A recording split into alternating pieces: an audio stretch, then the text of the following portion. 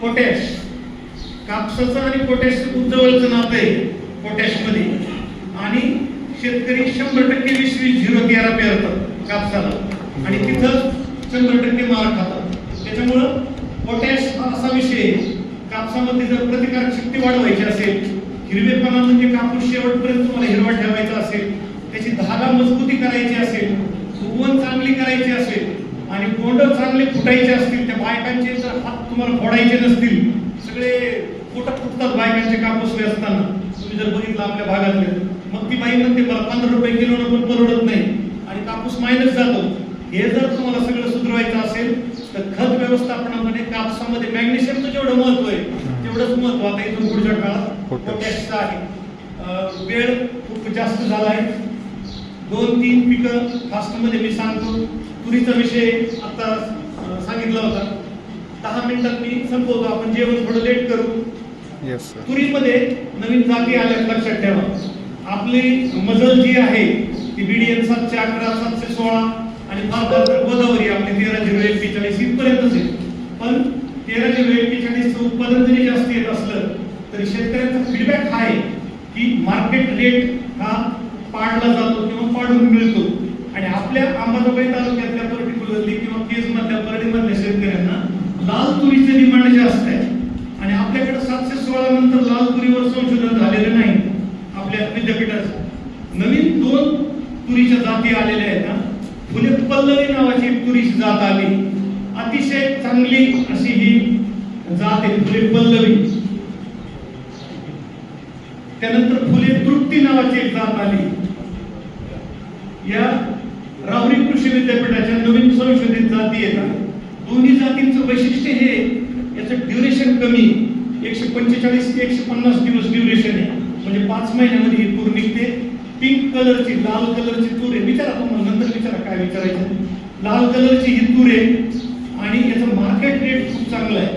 खूप चांगल्या पद्धतीनं ही तूर आपण घेऊ शकतो.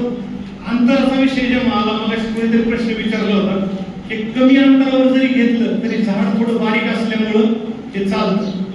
या 2 तुरींचं इंटरक्रॉपिंग मध्ये आपण जे आपल्या जाती वापरतोय त्याच्याऐवजी जर तुम्ही लाल तुरींचा समावेश केला सोयाबीन मध्ये तर हे बदल तुरीमध्ये येऊ शकतात. तुरीमधल्या खत व्यवस्थापनामध्ये गंधकाचा वापर जर आपण केला कडधान्याच्या प्रक्रियेमध्ये आणि त्याच्याबरोबर झिंक सल्फेट जर वापरलं, बीज प्रक्रिया वगैरे काय मी सांगणार नाही आता तुरीच्या बाबतीतली, तुम्हाला सगळ्यांना माहिती आहे बीज प्रक्रिया, जीवनखतांचा वापर आपण करतोच आहे. निपिंग टेक्नॉलॉजी आलेली आहे तुरीमध्ये, शेंडे फुटणे, ते पण तुम्हाला तुरीच्या बाबतीतलं तंत्रज्ञान माहिती आहे. मुगामध्ये PM 2003-2 नावाची एक जात आलेली मुगामध्ये. आणि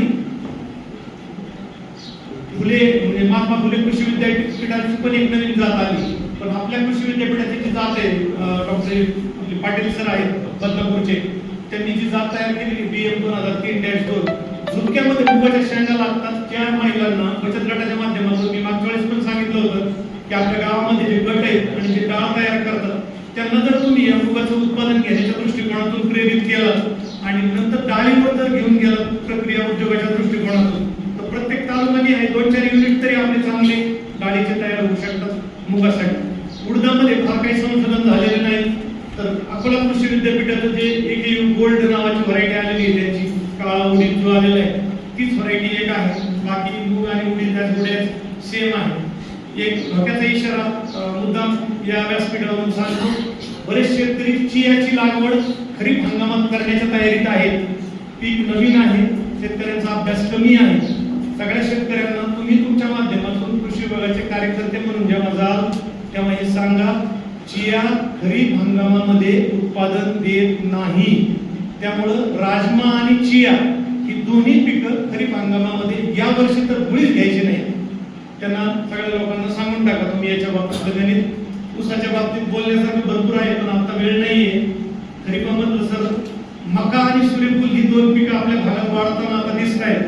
तर मक्याच्या बाबतीतलं मी एवढंच सांगेन, तंत्रज्ञानामध्ये मक्यातलं अंतर वाढवणं आणि सुरुवातीला 10 किलो झिंक सल्फेट मक्याला खायला घालणं हे त्याच्यातली गुरुकिल्ली आहे मकाच्या उत्पादनामधली. बाकीचं खाद्य हे बाकीच्या जनरल पिकांच्या तिप्पट लागतं मकाला. आपले शेतकरी खत कमी देतात, सेंद्रिय खतांचा वापर कमी करतात आणि मग तिथे गडबड होते. होईल तर मला वाटतं